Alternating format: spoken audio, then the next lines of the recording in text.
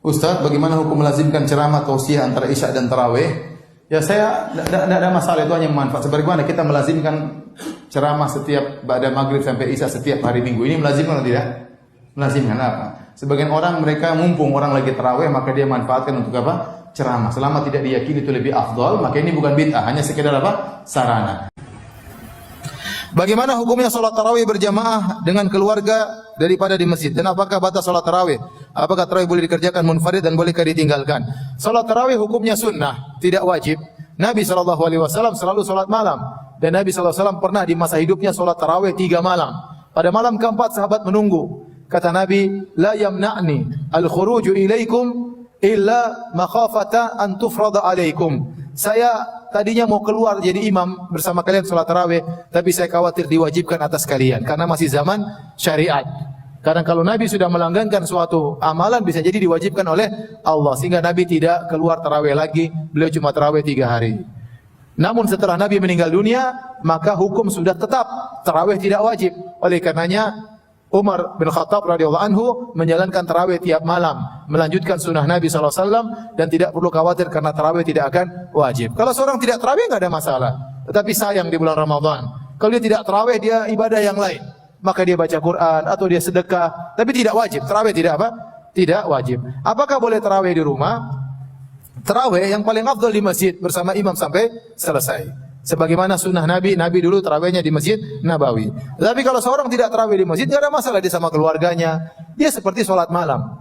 Ya cuma sholat malam asalnya tidak dianjurkan berjamaah kecuali di bulan apa?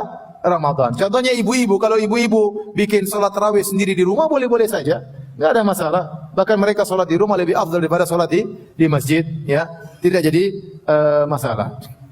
Sholat yang tasyahudnya cuma 1 kali.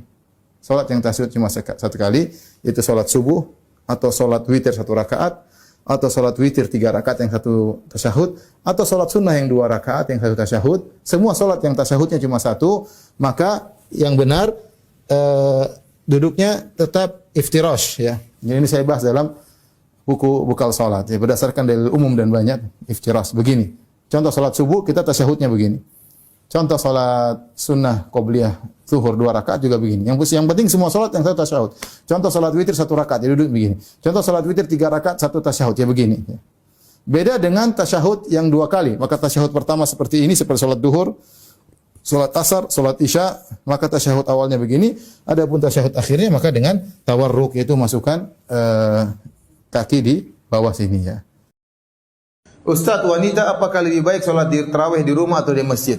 Yang benar, wanita yang terbaik salat di rumah. Kata Nabi SAW, la tamna'u ima Allahi masajidallah wa buyutuhunna khairun lahun. Janganlah kalian melarang para wanita ke masjid, tetapi di rumah lebih baik bagi mereka. Wanita kalau salat tarawih di rumah lebih afdal daripada kalau dia salat tarawih di masjid. Seluruh keutamaan yang diperoleh laki-laki kalau ke masjid diperoleh juga oleh wanita tatkala di rumah. Contoh, lelaki kalau ingin dapat pahala 27 kali lipat, 27 derajat, dia harus ke masjid. Itu laki-laki. Dapat 27 derajat.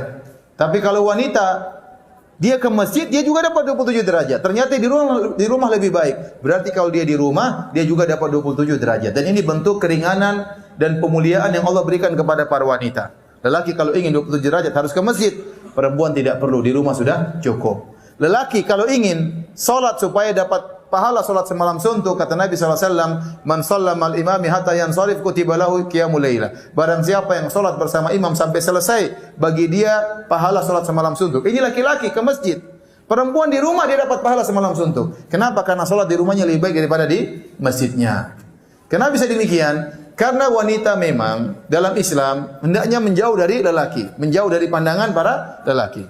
Makanya di zaman Nabi SAW tatkala di masjid, Nabi berkata, khairu sufufir nisa akhiruha wa syarru sufufin nisa awaluha. Kata Nabi SAW, sebaik-baik safnya para wanita yang paling belakang.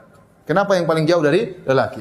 Dan seburuk-buruk saf wanita dalam salat adalah yang paling depan ya. Kenapa? Karena wanita memang sebaiknya tidak banyak menjadi pusat pandangan para lelaki. Oleh karenanya para ulama mengatakan bisa jadi wanita ingin sholat di masjid. Karena kalau dia sholat di rumah mungkin dia malas-malasan, Hafalan Qur'annya tidak ada ya. Hafalan cuma 3 qul ya.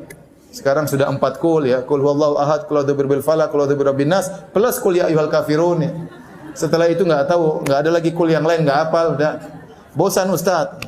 Saya kasih saran, kalau seorang wanita tidak punya hafalan banyak, dia boleh sholat malam sambil baca Quran, enggak ada masalah. Sambil pegang mushaf, enggak ada masalah. Ini diperbolehkan oleh para ulama. Ustaz, tetap saja saya jadi malas, ngantuk aja kalau sholat di rumah. Ya udah ke masjid, enggak apa-apa.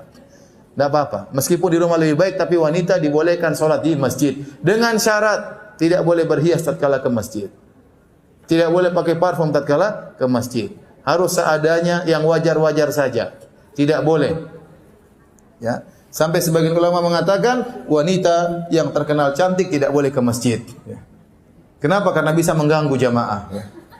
Imamnya terganggu, berdebar-debar tatkala lewat wanita tersebut. Ya. Jamaah juga bisa terganggu. Jadi wanita yang terkenal cantik, masyhur, ini cantik, sudah jangan ke masjid. Kalau dia ke masjid, dia berusaha pakai cadar supaya tidak dilihat oleh orang. Ya. Kalau yang pas-pasan wajahnya, terserah. Boleh. Bismillah, izin bertanya Ustaz, apakah boleh melanjutkan makan sahur sementara adzan subuh sudah berkumandang dengan alasan agar tidak mubadzir? Enggak apa-apa sampai zuhur sekalian jemaah. Iya jemaah. Allah Azza wa Jalla mengatakan wa kulu washrabu hatta yatabayyana lakumul khaitul abyadu minal khaitil aswadi minal fajr. Kalian makan dan minum sampai fajar. Ketika fajar terbit dia berhenti. Mubadzir Ustaz.